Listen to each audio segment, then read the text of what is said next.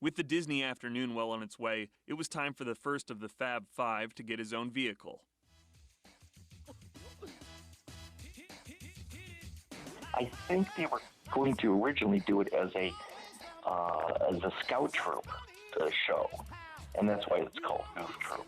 I was not there for that development, but when it finally came around to Goofy's going to live in Spoonerville and I have an extra neighbor, Pete, that's when we developed the show in earnest. Make it more interesting than that, and you look for the key to the series, and the key to Goof Troop for me was I don't want to grow up to be my dad. And I think we felt like, yeah, that's what we want. We want this guy who's a single dad trying to raise his kid right and lives next door to this bad influence, Pete and his family. That to us was where all the comedy gold was to mine. It was, skateboards and school and working in town and commuting and stuff like that. My forte was always in comedy adventure, Gummies and Rescue Rangers and Tailspin and that kind of thing.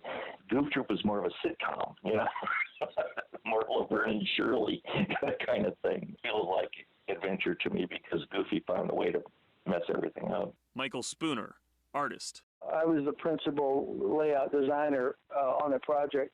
We decided to go with the style of 101 Dalmatians, where it was line art. The painter would actually do a watercolor under a cell line. So my line art would be transferred to Xerox to cell, like traditional animation was, and then they would do a watercolor. I had done so much design on the town in which he lived, the studio decided to name it Spoonerville.